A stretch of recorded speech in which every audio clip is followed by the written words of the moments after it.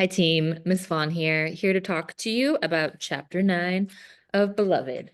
So I'm going to be reading this aloud to you and stopping along the way like I have been doing. Two things that I want to remind you of before we read this chapter is one, we watched the videos of, or the video of Mahalia Jackson singing, and that's going to be inspiration, partial inspiration for the character of Baby Suggs.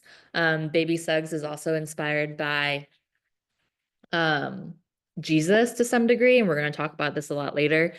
And the other thing, so sorry, three things. Um Baby Suggs also does these sermons in the forest that is very similar to that video that we watched of Dr. Bettina Love talking about a hush harbor, the places that enslaved people made for themselves out in the middle of these forests to be able to scream and sing and dance as a form of expression, and then also as an example of them taking ownership over their own time. Um, so we talked about, and we also talked about, and we heard Dr. Bettina Love talk about the importance of maintaining joy even amidst really terrible circumstances. And we've done a little bit of that tracking and thinking about the different ways the characters are so resilient in the way that they make connection, they have love, they find joy, even amidst the different elements that they are running up against, like being enslaved. Okay, page 101. It was time to lay it all down. Before Paul D came and sat on her porch steps, words whispered in the keeping room had kept her going, helped her endure the chastising ghosts, refurbished the baby faces of Howard and Bugler, and kept them whole in the world because in her dream she saw only their parts in trees, and kept her husband shadowy, but there, somewhere. Now Hallie's face between the butter press and the churn swelled larger and larger, crowding her eyes and making her head hurt. She wished for Baby Suggs's fingers, molding her nape, reshaping it, saying, "Lay him down, Setha, sword and shield. Down, down, both of them down. Down by the riverside, sword and shield. Don't study war no more. Lay all that mess down, sword and shield."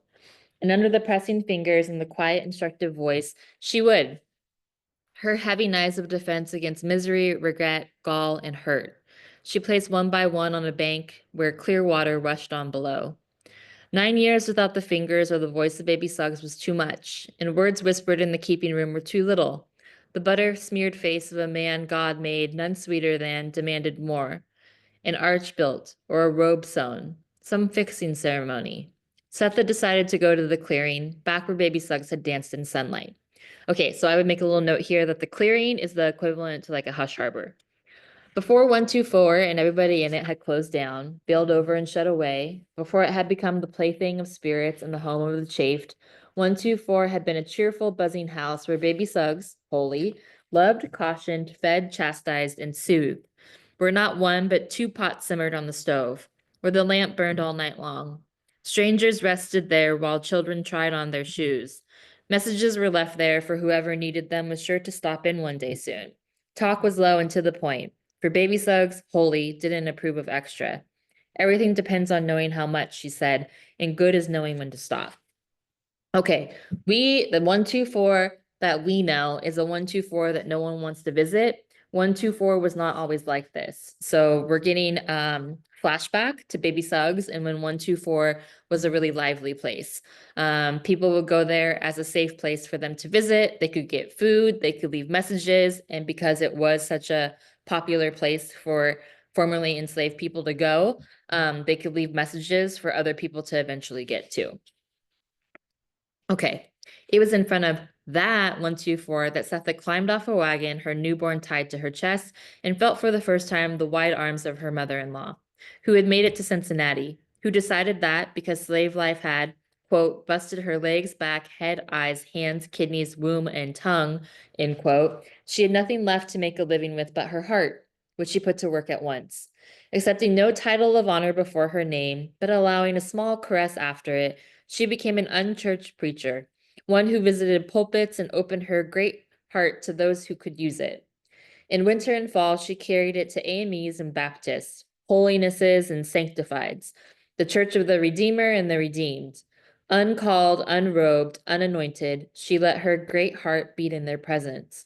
When warm weather came, baby Suggs, holy, followed every Black man, woman, and child who could make it through, took her great heart to the clearing, a wide open place cut deep in the woods, nobody knew for what, at the end of a path known only to deer and whoever cleared the land in the first place. In the heat of every Saturday afternoon, she sat in the clearing while the people waited among the trees. After situating herself on a huge flat-sided rock, Baby Suggs bowed her head and prayed silently. The company watched her from the trees. They knew she was ready when she put her stick down. Then she shouted, "Let the children come," and they ran from the trees toward her. "Let your mothers hear you laugh," she told them, and the woods rang. The adults looked on and could not help smiling. Then, "Let the grown men come," she shouted. They stepped out one by one from among the ringing trees. "Let your wives and your children see you dance," she told them, and ground life shuddered under their feet. Finally, she called the women to her. "Cry," she told them, "for the living and the dead just cry." And without covering their eyes, the women let loose. It started that way, laughing children, dancing men, crying women, and then it got mixed up. Women stopped crying and danced. Men sat down and cried. Children danced. Women laughed. Children cried until, exhausted and riven, all and each lay about the clearing, damp and gasping for breath. In the silence that followed, Baby Suggs Holy offered up to them her great big heart. She did not tell them to clean up their lives or to go and sin no more. She did not tell them they were the blessed of the earth, its inheriting meek or its glory bound pure. She told them that the only grace that they could have was the grace they could imagine, that if they could not see it, they would not have it.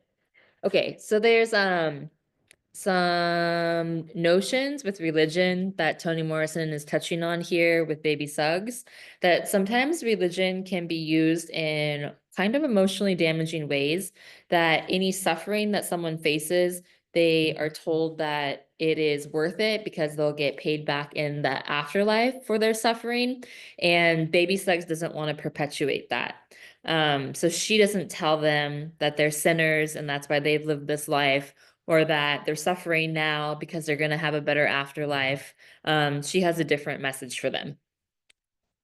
"Here," she said, "in this here place be flesh, flesh that weeps, laughs, flesh that dances on bare feet in grass. Love it hard. Yonder they do not love your flesh, they despise it. They don't love your eyes, they just as soon pick 'em out. No more do they love the skin on your back.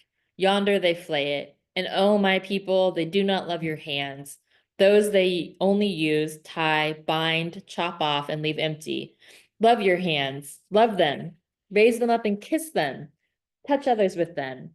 Pat them together. Stroke them on your face, because they don't love that either. You got to love it, you.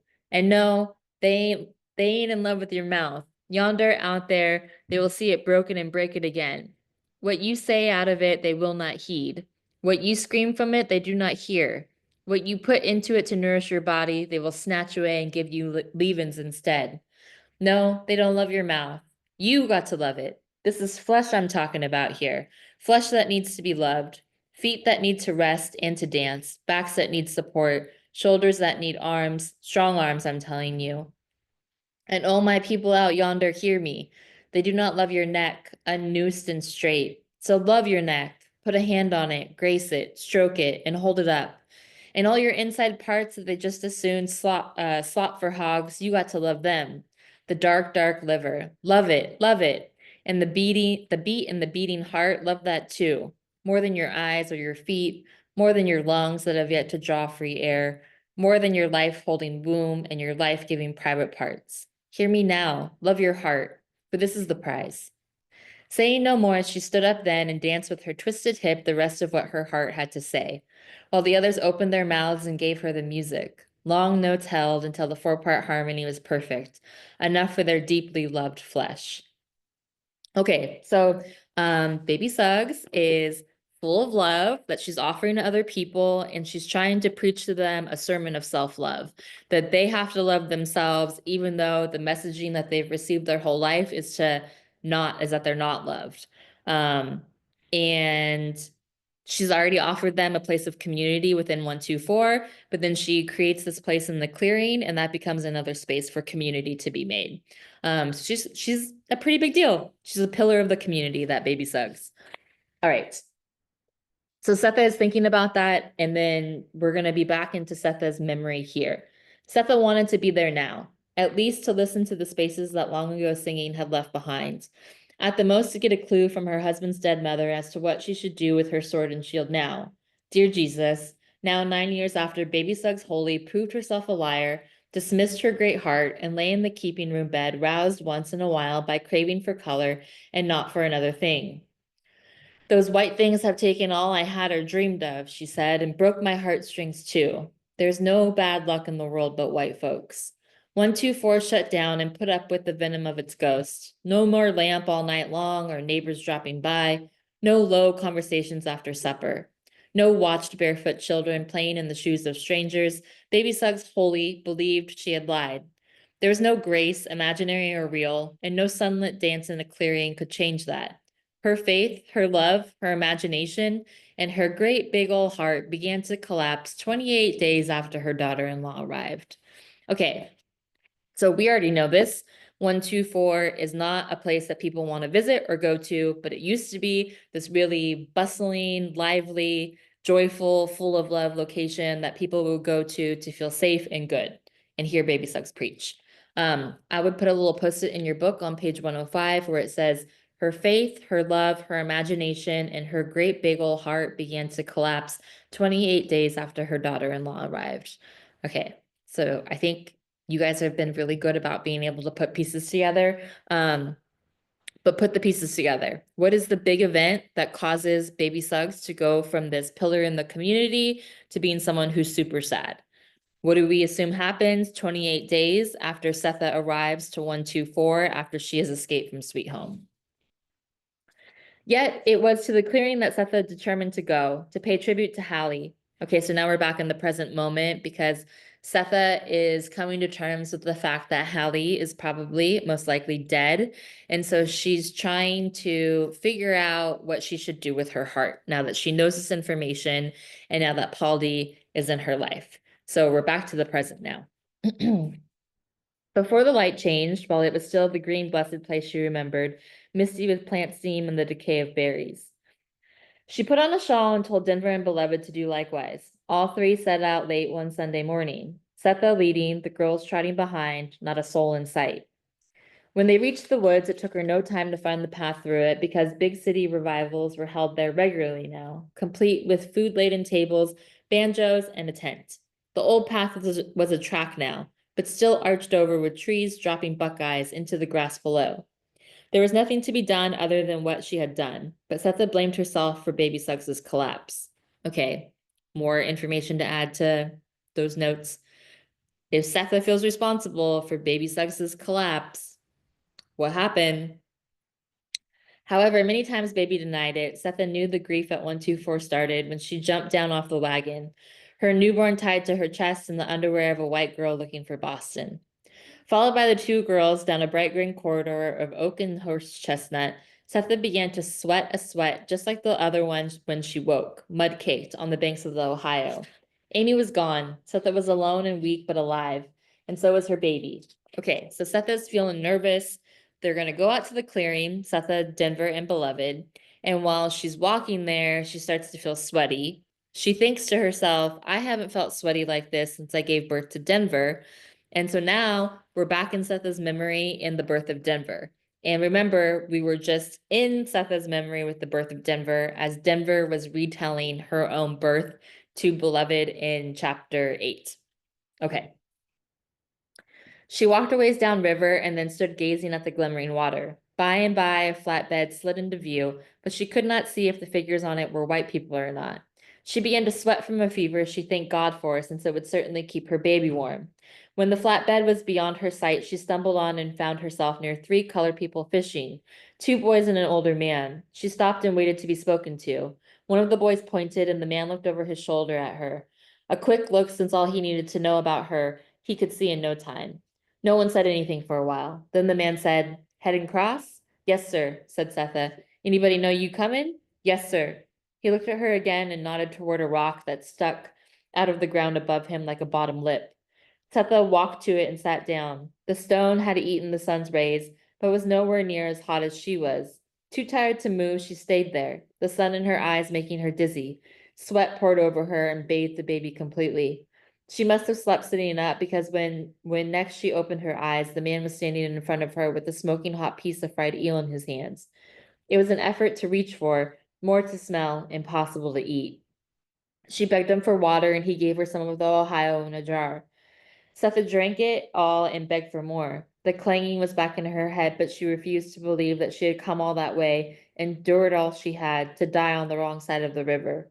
The man watched her streaming face and called one of the boys over. Take off that coat, he told him. Sir? You heard me. The boy slipped out of his jacket, whining. What are you going to do? What am I going to wear? The man tied the baby from her chest and wrapped it in the boy's coat, knotting the sleeves in front. What am I going to wear? The old man sighed and, after a pause, said, You want it back? Then go ahead and take it off that baby. Put the baby naked in the grass and put your coat back on. And if you can do it, then go on away somewhere and don't come back. Okay, so this old man, we don't know his name yet, he is drawing a line with this young man, where the young man who gave up his jacket is upset. And so the old man says, if you want your jacket back, you got to take it off of this baby. And if you do that, I don't ever want to see you again. The boy dropped his eyes and turned to join the other. With eel in her hand, the baby at her feet, Setha dozed, dry mouthed and sweaty. Evening came, and the man touched her shoulder. Contrary to what she expected, they pulled upriver, far away from the rowboat Amy had found. Just when she thought he was taking her back to Kentucky, he turned the flatbed and crossed the Ohio like a shot. There he helped her up the steep bank, while the boy without a jacket carried the baby who wore it. The man led her to a brush-covered hutch with a beaten floor. Wait here. Somebody be here directly. Don't move. They'll find you. Thank you, she said. I wish I knew your name so I could remember you right. Name Stamp, he said. Stamp paid. Watch out for that baby, you hear? I hear, she said. But she didn't. Hours later, a woman was right up on her before she heard a thing. A short woman, young, with a croaker sack, greeted her. Saw the sign a while ago, she said, but I couldn't get here no quicker. What sign? Asked Setha. Stamp leaves the old sty open when there's a crossing. Not to white rag on the post if it's a child, too. She knelt and emptied the sack. My name's Ella, she said, taking a wool blanket, cotton cloth, 2 big sweet potatoes, and a pair of men's shoes from the sack. My husband, John, he's out yonder a ways. Where you heading? Setha told her about baby Suggs, where she had sent her 3 children. Okay, so Stamp paid, the boys, and Ella, they're all part of the Underground Railroad. And so Ella had received the sign from Stamp paid, who left the door open and also put a little white rag to let her know that there's a child. Ella wrapped a cloth strip tied around the baby's navel as she listened for the holes, the things the fugitives did not say, the questions they did not ask, listened too for the unnamed, unmentioned people left behind. She shook gravel from the men's shoes and tried to force Setha's feet into them. They would not go. Sadly, they split them down the heel. Sorry indeed to ruin so valuable an item. Setha put on the boy's jacket, not daring to ask whether there was any word of the children. They made it, said Ella. Stamp buried some of that party, left them on Bluestone. It ain't too far. Setha couldn't think of anything to do. So grateful was she. So she peeled a potato, ate it, spit it up, and ate more in quiet celebration. They'd be glad to see you, said Ella. When was this one born? Yesterday, said Setha, wiping sweat from under her chin. I hope she makes it. Ella looked at the tiny, dirty face poking out of the wool blanket and shook her head. Hard to say, she said. If anybody was to ask me, I'd say don't love nothing. Then, as if to take the edge off her pronouncement, she smiled at Setha. You had that baby by yourself? No, a white girl helped. Then we better make tracks. Okay, we've talked about this with Paul D in the previous chapter, where he admires Setha for loving her children so deeply because he knows that in the institution of slavery, children were taken away very easily. And Ella has that same feeling where she says, don't love nothing, because she knows how easily it can be taken away. All right, but we know Setha loves very deeply. Baby Suggs kissed her on the mouth and refused to let her see the children. They were asleep, and she said Setha was too ugly looking to wake them in the night. She took the newborn and handed it to a young woman in a bonnet, telling her not to clean the eyes till she got the mother's urine. Has it cried out yet? Asked Baby. A little. Time enough. Let's get the mother well. She led Setha to the keeping room and, by the light of a spirit lamp, bathed her in sections, starting with her face. Then, while waiting for another pan of heated water, she sat next to her and stitched gray cotton. Setha dozed and woke to the washing of her hands and arms. After each bathing, baby covered her with a quilt and put another pan on in the kitchen. Okay, remember I told you that she's kind of like Jesus? Jesus washing the feet of a leper. Very similar situation here. Tearing sheets, stitching the gray cotton, she supervised the woman in a bonnet who tended the baby and cried her into cooking. When Setha's legs were done, baby looked at her feet and wiped them lightly. She cleaned between Setha's legs the two separate pans of hot water and then tied her stomach and vagina with sheets. Finally, she attacked the unrecognizable feet. You feel this? Feel what? Asked Setha. Nothing. Heave up. She helped Setha to a rocker and lowered her feet into a bucket of salt water and juniper. The rest of the night, Setha sat soaking. The crust from her nipples, baby softened with lard and then washed away. By dawn, the silent baby woke and took her mother's milk. Pray God it ain't turned bad, said baby. And when you through, call me. As she turned to go, baby Suggs caught a glimpse of something dark on the bed sheet. She frowned and looked at her daughter-in-law, bending toward the baby. Roses of blood blossomed in the blanket, covering Setha's shoulders. Baby Suggs hid her mouth with her hands. Okay, so remember, Setha hasn't told anyone the story of her escape. So Baby Suggs has washed her, and then she puts a blanket around Setha's back, and Setha's wounds from being whipped are still so bloody that when Baby Suggs turns back, she sees the blood saturating the sheet, and it looks like roses. Okay, top of page 110. When the nursing was over and the newborn was asleep, its eyes half open, its tongue dream sucking, wordlessly the older woman greased the flowering back and pinned a double thickness of cloth to the inside of a newly stitched dress. It was not real yet, not yet. But when her sleepy boys and crawling already girl were brought in, it didn't matter whether it was real or not. Setha lay in bed, under, around, over, among, but especially with them all. The little girl dribbled clear spit into her face, and Setha's laugh of delight was so loud the crawling already? Baby blinked. Excuse me. The crawling already baby is beloved. Bugler and Howard played with her ugly feet, after daring each other to be the first to touch them. She kept kissing them. She kissed the backs of their necks, the tops of their head, and the center of their palms. And it was the boys who decided enough was enough when she lifted their shirts to kiss their tight, round bellies. She stopped when and because they said, "Pappy come?" She didn't cry. She said soon and smiled, as they would think the brightness in her eyes was love alone. It was some time before she let Baby Suggs shoo the boys away so Setha could put on the gray cotton dress her mother-in-law had started stitching together the night before. Finally, she lay back and cradled the crawling already girl in her arms. She enclosed her left nipple with 2 fingers of her right hand, and the child opened her mouth. They hit home together. Baby Suggs came in and laughed at them, telling Setha how strong the baby girl was, how smart, already crawling. Then she stooped to gather up the ball of rags that had been Setha's clothes. Nothing worth saving in here, she said. Setha lifted her eyes. Wait, she called out. Look and see if there's something still knotted up in the petticoat. Baby Suggs inched the spoiled fabric through her fingers and came upon what felt like pebbles. She held them out towards Setha. Going away present? Wedding present.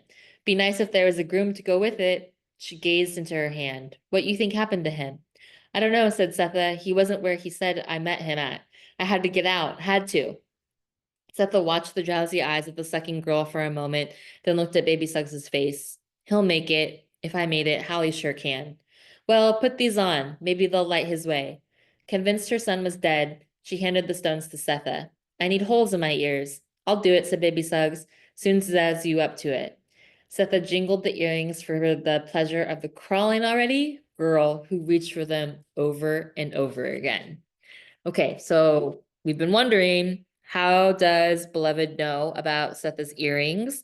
And then here's the backstory, that when Setha first arrived to 124, she's holding Beloved and she dangles the earrings above Beloved's face. Okay, I'm gonna stop there